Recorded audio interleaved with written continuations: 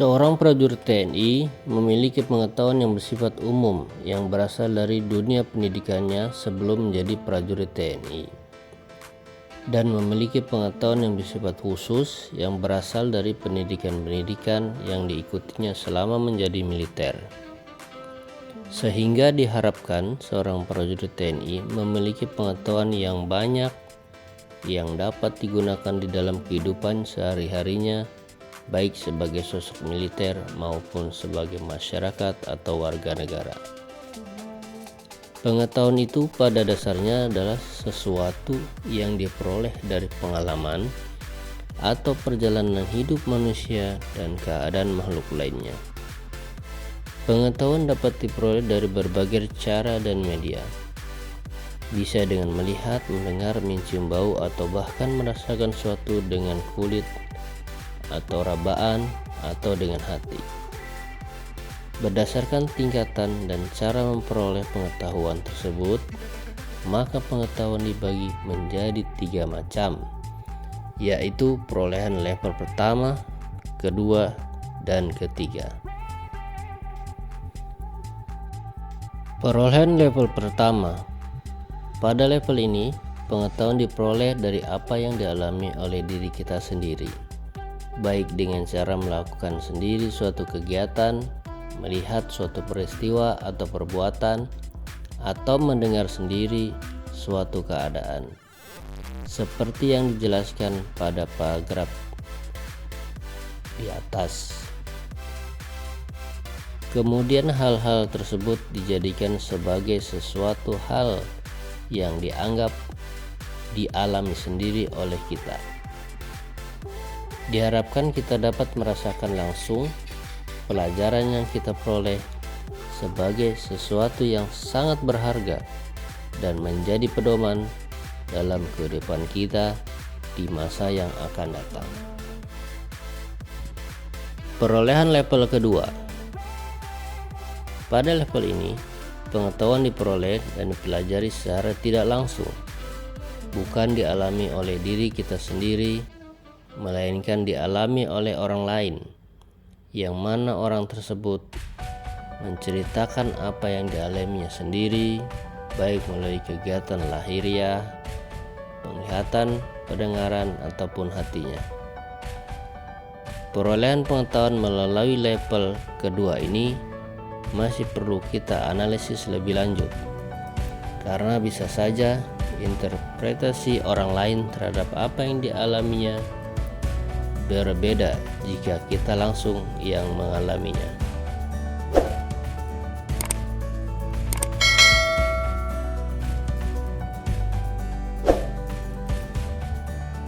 Terlebih lagi, kita perlu juga mengetahui sejauh mana tingkat kejujuran dari orang yang menceritakan pengalaman pribadinya tersebut. Oleh karenanya, menjadi sangat penting dalam mengambil pelajaran atau menerima pengetahuan untuk mendalami dan memastikan validitas informasi serta tingkat kepercayaan atau kredibilitas narasumber pada tingkat orang yang bisa dipercaya. Kesalahan dalam melakukan penilaian terhadap orang yang tidak atau kurang bisa dipercaya akan mempengaruhi pengetahuan atau pelajaran yang kita terima. Oleh karenanya, jika kita mendapati narasumber yang tidak atau kurang bisa dipercaya, namun nampaknya apa yang disampaikan kemungkinan besar adalah suatu kebenaran, maka perlu dikonfirmasi dengan narasumber yang lain, satu atau beberapa lagi. Perolehan level ketiga. Pada level ini, pengetahuan diperoleh dan dipelajari secara tidak langsung, bukan dialami oleh diri kita sendiri dan bukan juga dialami oleh lawan bicara kita, bisa teman, saudara, atau siapa saja yang memberikan informasi, melainkan dialami oleh orang lain lagi, yang mana orang tersebut telah menceritakan apa yang dialaminya sendiri kepada lawan bicara kita atau lawan bicara kita itu yang telah mengambil pelajaran dari informasi apa yang dia peroleh dari narasumber. Perolehan pengetahuan melalui level ketiga ini sangat perlu kita analisis lebih lanjut, karena bisa saja interpretasi lawan bicara kita terhadap narasumber tidak efisien dan interpretasi narasumber terhadap apa yang dialaminya itu berbeda jika kita langsung yang mendalaminya. Terlebih lagi, kita perlu juga mengetahui sejauh mana tingkat kejujuran dari lawan bicara kita dan narasumber tersebut. Demikian pula menjadi sangat penting dalam mengambil pelajaran atau menerima pengetahuan untuk mendalami dan memastikan validitas informasi serta tingkat kepercayaan atau kredibilitas lawan bicara pada tingkat orang yang sangat bisa dipercaya dan narasumber pada tingkat orang yang mungkin bisa dipercaya. Kesalahan dalam melakukan penilaian terhadap orang yang tidak atau kurang bisa dipercaya dan yang kemungkinan tidak atau kurang bisa dipercaya akan mempengaruhi pengetahuan atau pelajaran yang kita terima.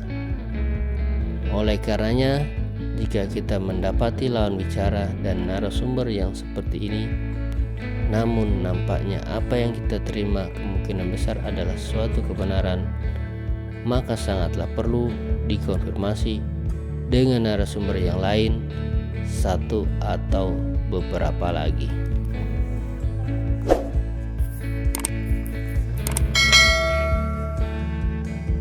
Berdasarkan penjelasan di atas, sangatlah baik jika kita mendapatkan pengetahuan atau pelajaran dari apa yang kita alami, baik itu yang merupakan sesuatu hal yang menyenangkan ataupun yang menyusahkan, yang baik ataupun yang buruk, seperti yang dimaksud sebagai perolehan pada level pertama.